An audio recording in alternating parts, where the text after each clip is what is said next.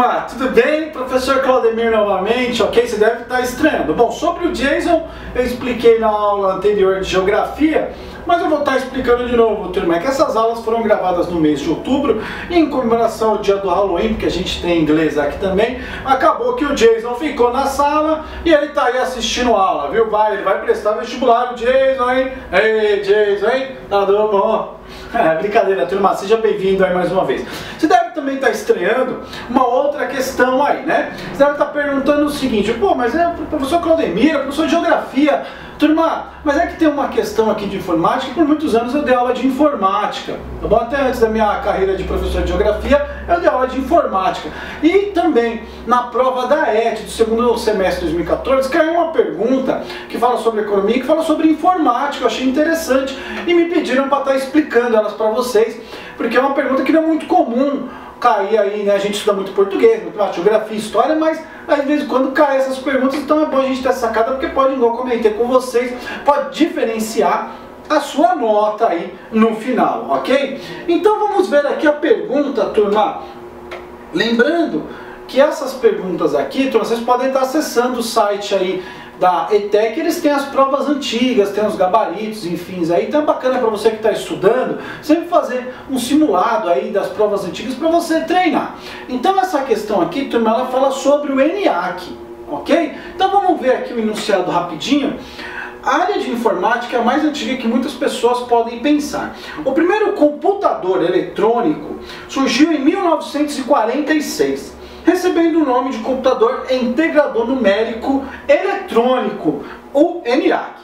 Essa máquina foi criada para atender a demanda de processamento de dados do Exército dos Estados Unidos, ok?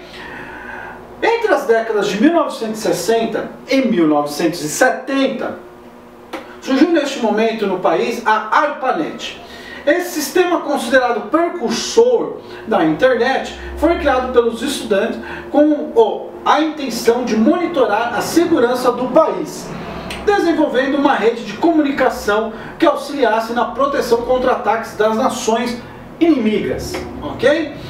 Refletindo sobre o contexto apresentado, é correto concluir que a informática. Turma, vamos falar um pouco rapidamente aí do ENIAC, né? Realmente, turma, o ENIAC, ele foi criado para o exército americano, tá bom? Ele era o primeiro computador eletrônico, ele era gigantesco, tá? Enorme, ele era com válvula ainda, né? Bem diferente hoje aí dos nossos notebooks, não, nem notebooks, hoje você tem aí smartphones, né?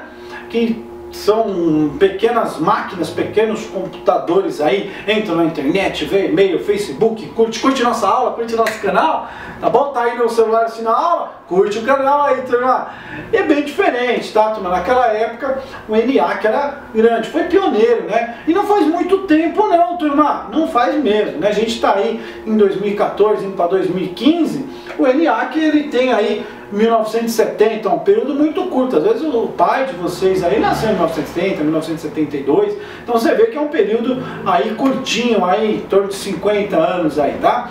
Então o que acontece, turma? Criou-se esse computador com a intenção de ajudar os Estados Unidos na guerra, tá bom? Nesse período aí, turma, de 1960 a 1970, todo esse período foi um período muito complicado no mundo. Foi período de guerras, né? Tivemos a Segunda Guerra Mundial e também teve a questão da Guerra Fria, né? Guerra Fria, os professores de história vão falar para vocês aí que é uma guerra onde não tem aquela questão de arma, mas tem aquela questão de boicote, cortar um pouco ali, corta daqui, não vamos mais comercializar com ele e tudo mais, né?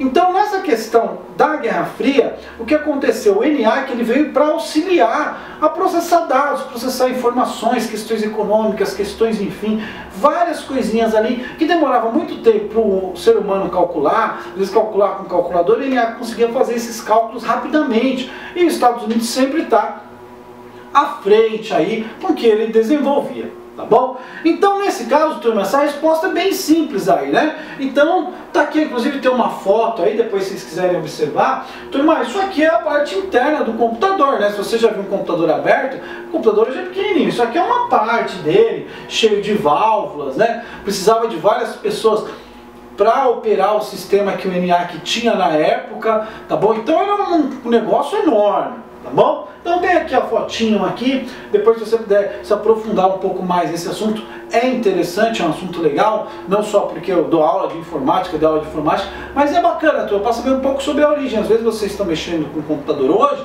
pode dizer que você não teve contato com essa tecnologia, né? Não viu, né?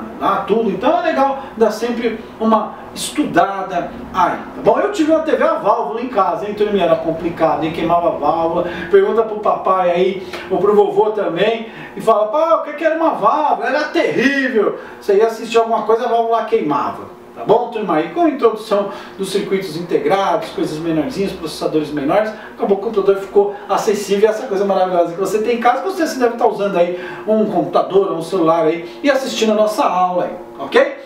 Então, turma, nesse caso aqui, todas as respostas aqui, a resposta correta é a resposta C, né?